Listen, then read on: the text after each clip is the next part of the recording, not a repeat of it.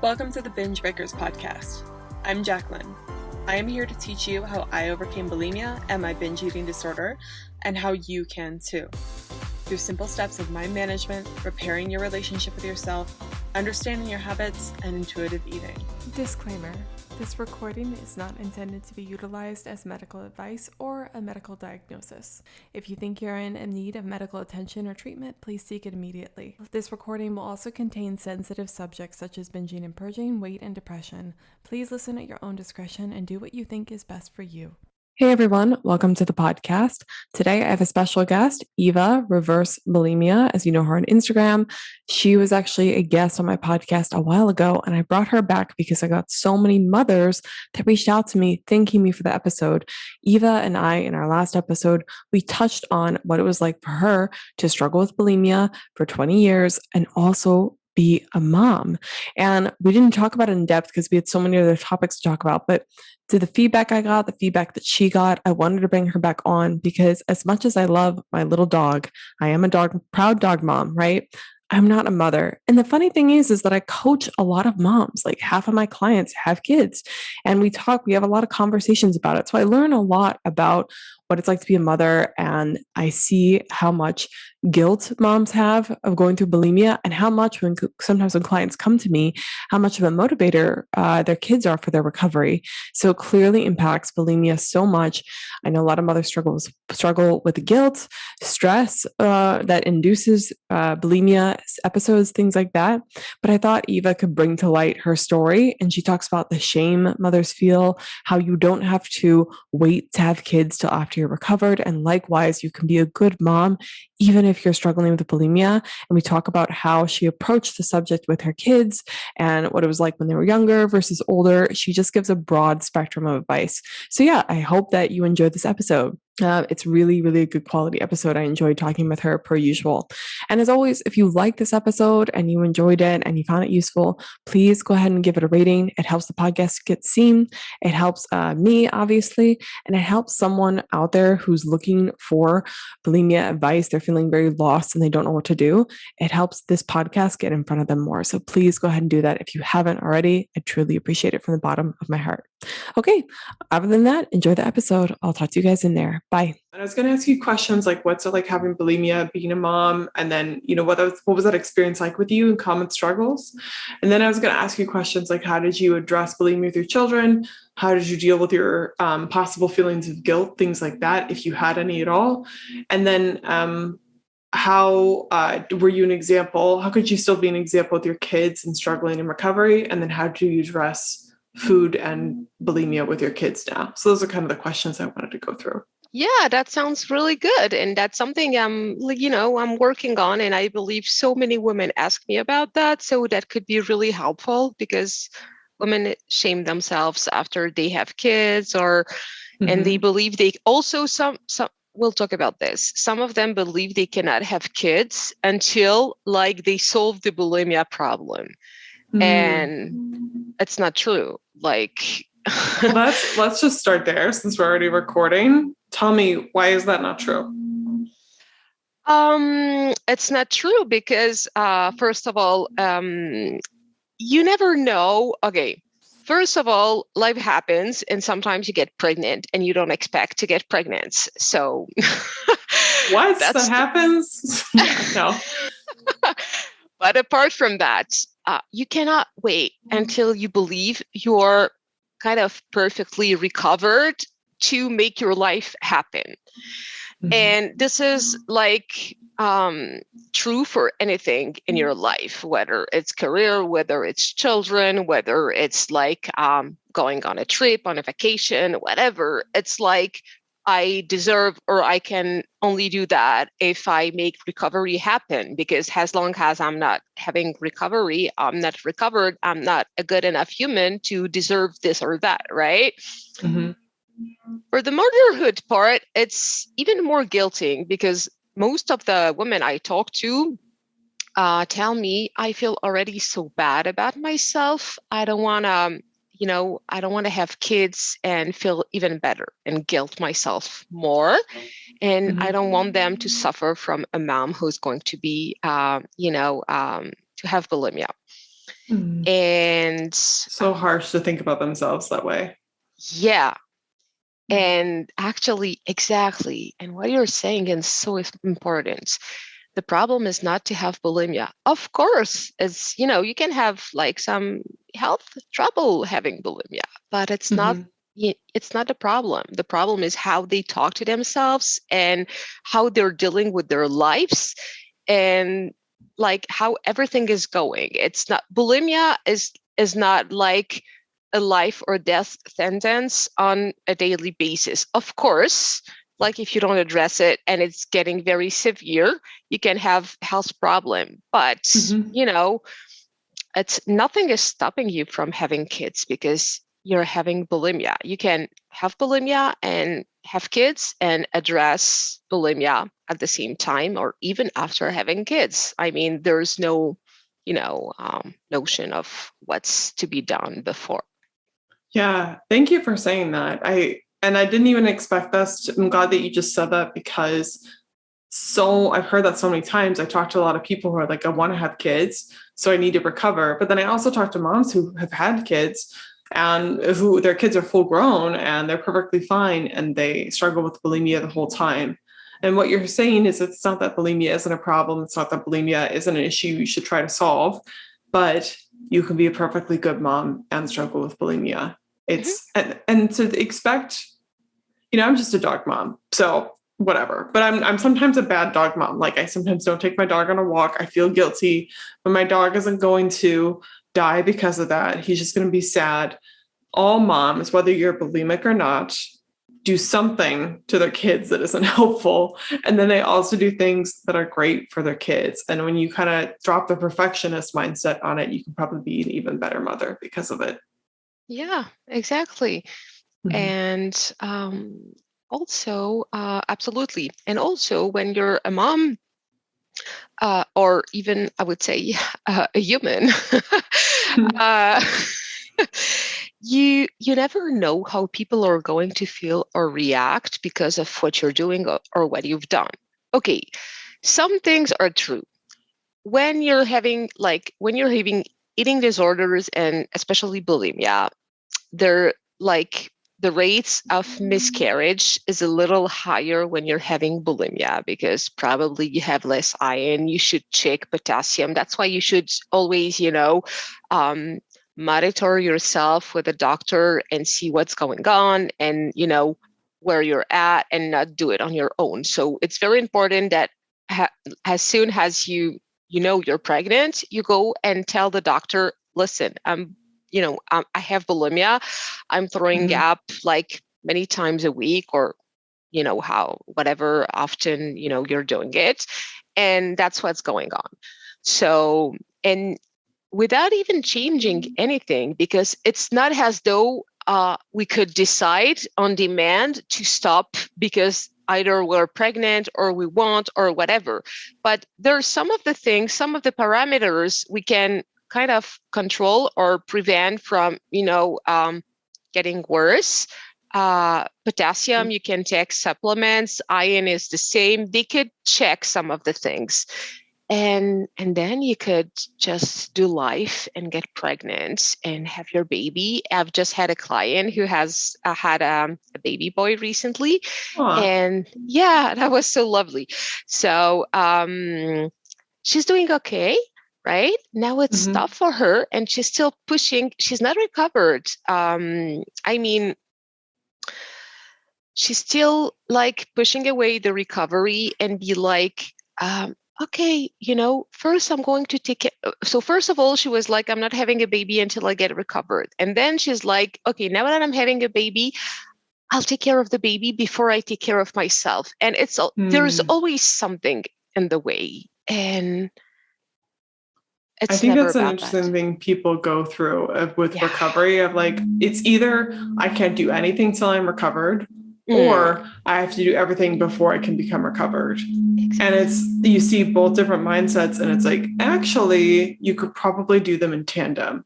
And sometimes doing the other things outside of recovery help your recovery. And sometimes folks in the recovery actually help the other things. But I think it's a funny, like, I say this very heavily or lightly, it becomes almost an excuse, right? But not actually. It's like this belief we have in our head that's a faulty belief of we can't do it till recovery, or we can't recover till X. And that's never actually the case. You can be a mom first and then recover, but at some point you just have to pick and choose your priorities. Yeah. Yeah. And probably something that could help people to have clarity. Of course, for them, bulimia is like an obsession and, it's time consuming. But I would like to offer them to think about the problem in a different way. And I would like to offer these women to ask themselves, what if I all of a sudden, I didn't have bulimia anymore? Would I like to be a mom right now? Who would I be? What would I like, about motherhood? Am I ready right now? Because in this false questioning, oh no, now I'm bulimic, or I have bulimia, I cannot have a baby right now, maybe later, maybe. Sometimes as you say, they're using it as a pretext, and I'm not judging anyone, but I'm like, okay, do whatever's possible for you with recovery, but don't hide yourself behind recovery and ask yourself the real questions. You could work on both. It's not easy to be a mom, right? It's not like what you see, on the pictures on Instagram and on social media. I mean, it's lovely. I have kids. I love them and everything, but it's tough. I heard that it's kind of tough. I heard that there's a lot of screaming and kicking and messiness and sleepless nights. Exactly. So sleep deprivation is honestly like the utmost form of torture I can. Yeah, it's awful. It's awful. So I would like to offer any woman to, ask themselves, do I want to be a mother? Why do I want to be a mother? And not only for society's sake or the family's sake and I really want them to have this conversation with themselves, and it's their bodies. And regardless of whether they have bulimia or not, this is a topic they want to think about genuinely with themselves and without even having in mind the bulimia aspect. Yeah, absolutely. I think I've talked to a lot of clients who want to have kids, but they always think I have to recover first. And then later down the line, we kind of discuss their actual fears about having kids. And it doesn't mean that they don't want to have kids, but they're fears that need to be addressed. And then I've also had a client who, like you, she was pregnant while working together. She recovered while being also pregnant and gave birth to a baby and then moved forward with it. So it's like, it is all possible together. I kind of wanted to ask you about what it's like if you already have children. What were some of the common things you used to think about? What were some of the things you used to think as a parent while struggling with bulimia? What were your fears with your kids? First of all, I was judging myself a lot. In the beginning, I would never tell them that I was binging and purging because I was so ashamed. My husband knew, but not my kids when they were little. And then after they found out, because at some point they find out. I was afraid they would be like me. And I was like, I don't want them to suffer just like me and to be like me. I don't want them to have, maybe it's because we don't know exactly where it's coming from. It's a bit genetic, a bit from the environment, maybe epigenetic, maybe, it's a lot of things. Actually, no one knows really. So it's, when we don't know, we say, okay, it's a little bit of everything. And I was like,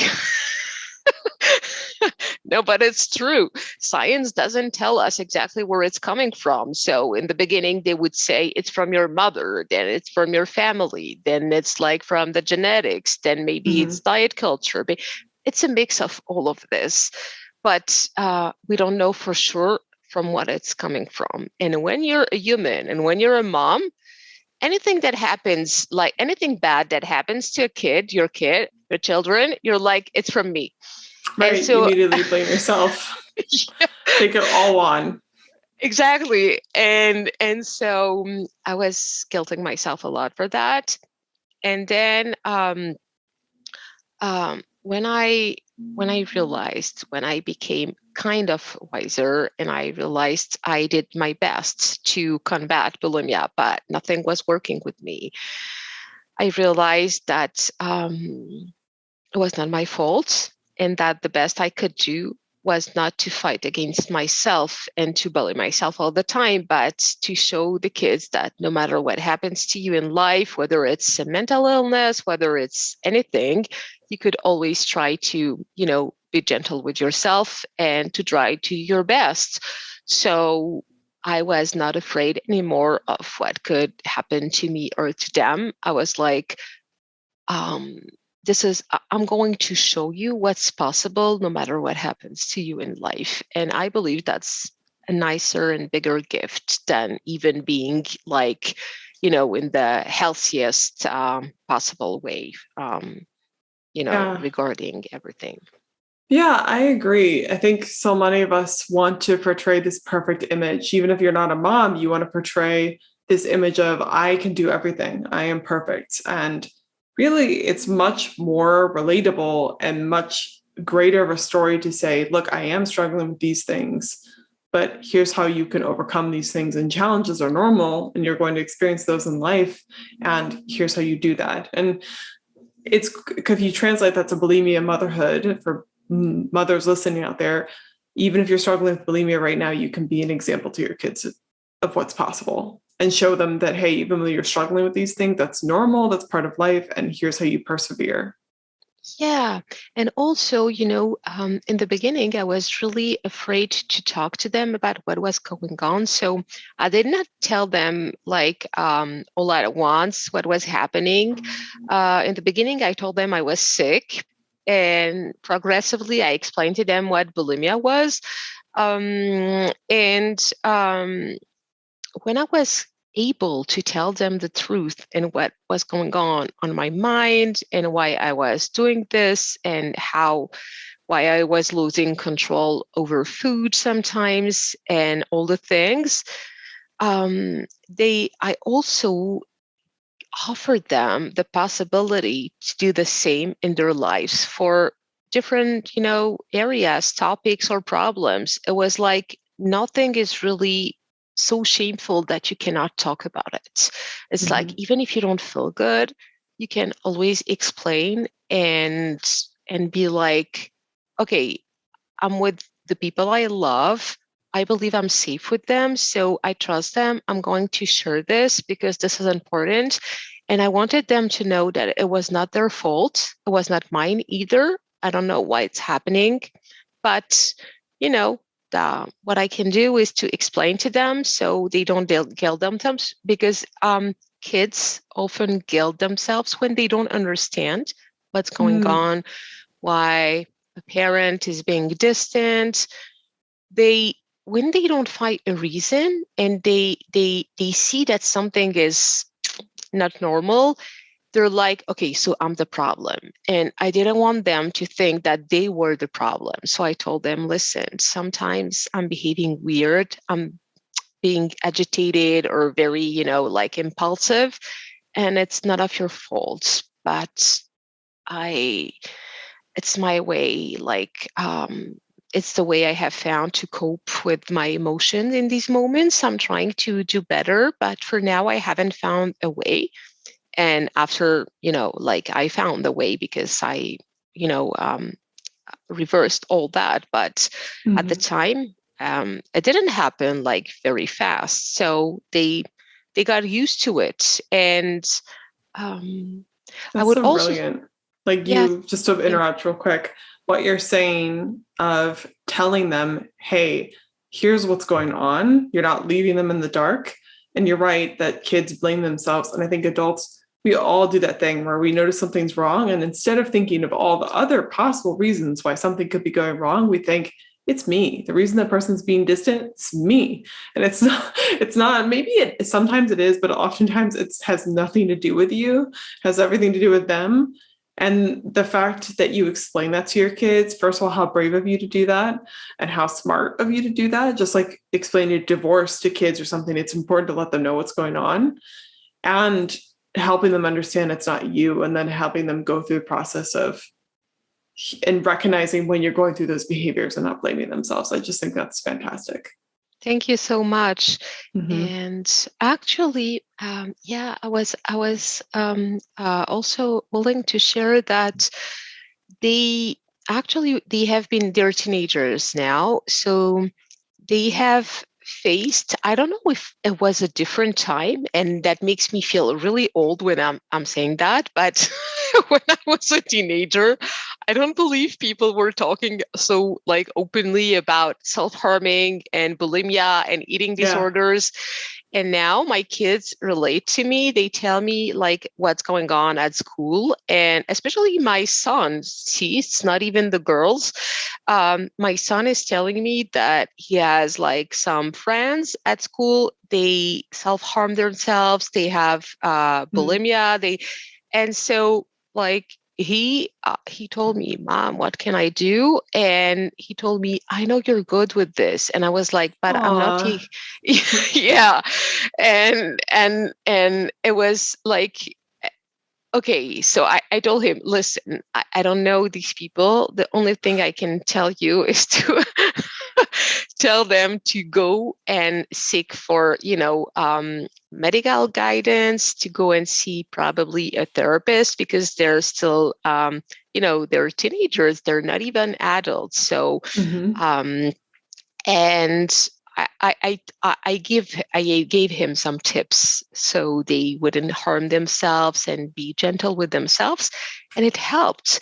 So, and these kids would hide that from their parents. I'm not blaming the parents, but I'm saying when you're not able to speak at home and it's shameful, it's both ways. When the parent don't speak, the kids don't speak. So, Exactly. When you're not willing to share vulnerably with people, which I am guilty of all the time, and I always have to push myself to do it, then like if you aren't willing to share, the person isn't going to be willing to share with you, especially with households and parents.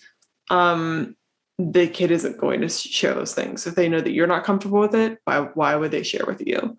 So I think the fact that your son in particular, was able to share with you about the self-harm and bulimia and things like that and feel comfortable with you was probably because you were willing to be comfortable talking about your own struggles with him. That's so cool.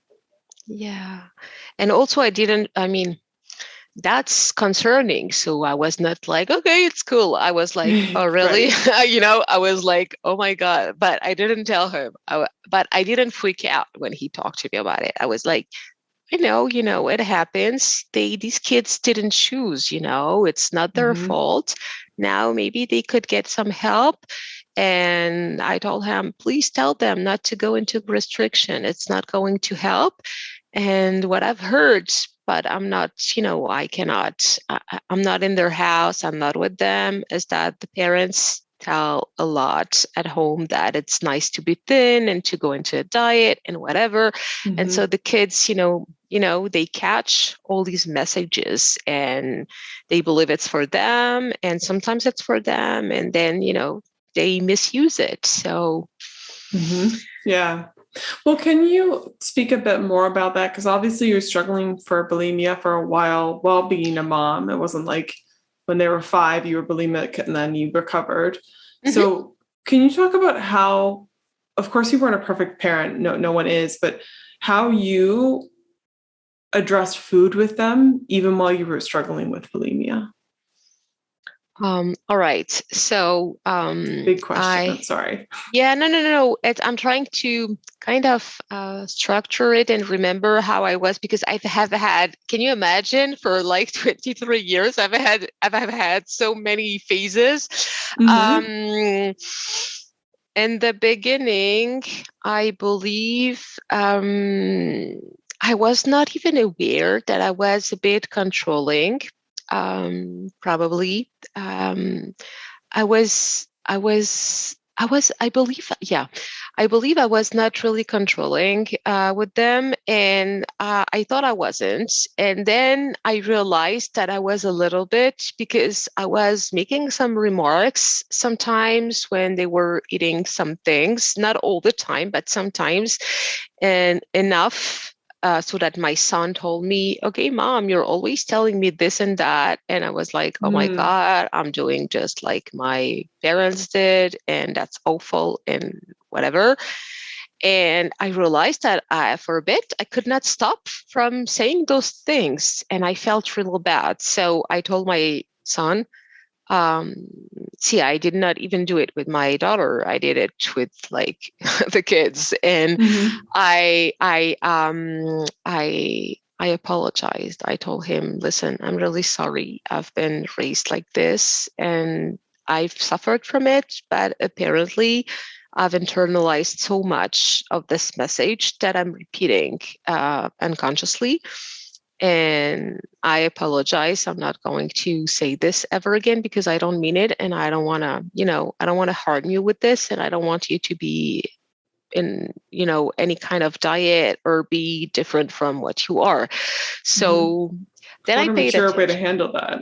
That's a great apology from a parent. Yeah, but I meant it. I felt so bad. Yeah.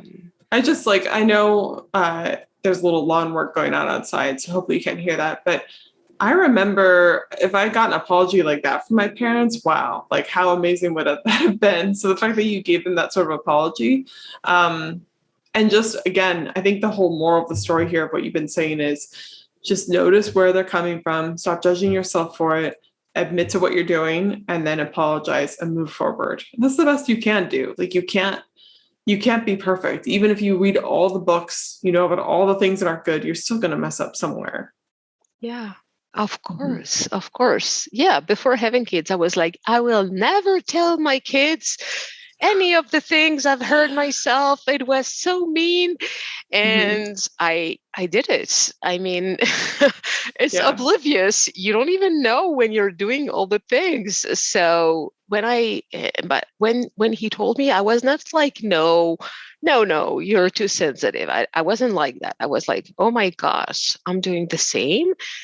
And that's where I was like, okay, so I messed up. And I believe I lacked a lot of communication in my family. So it's something I'm really passionate about, and I'm really willing to share. And I believe saying the things and saying I'm wrong and I'm sorry when you really mean it is so important, because you can truly be wrong and move forward. And so you forgive yourself. It's not so much about what people are going to forgive you. It's that you forgive yourself for what you've done. And that's really important.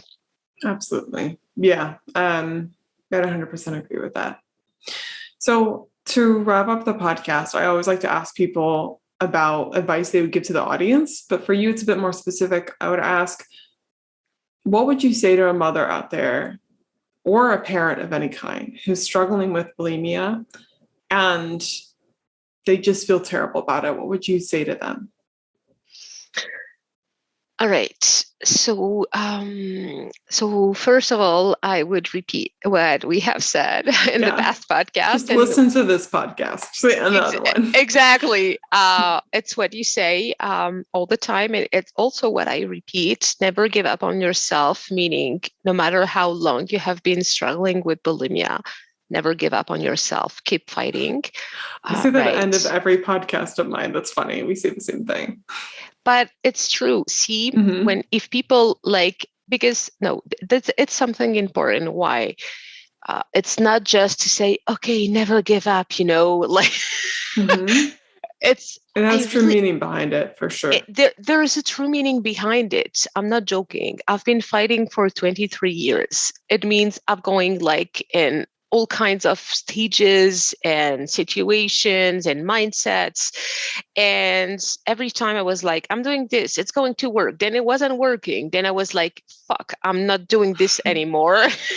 Yeah. Okay, I'm not doing anything anymore, like let's leave it like that. And I never gave up. And I see so many unfortunately so many examples on social media where you can read or hear stories of like quick recoveries, but what you don't see in these recoveries, not that I'm saying it's not true, probably these people have really recovered. First of all, you don't know for how long. If they have just recovered, you don't know how long it's going to last, first of all. Second, you don't know how long these people have been fighting with the illness. So don't compare your journey to someone else's journey.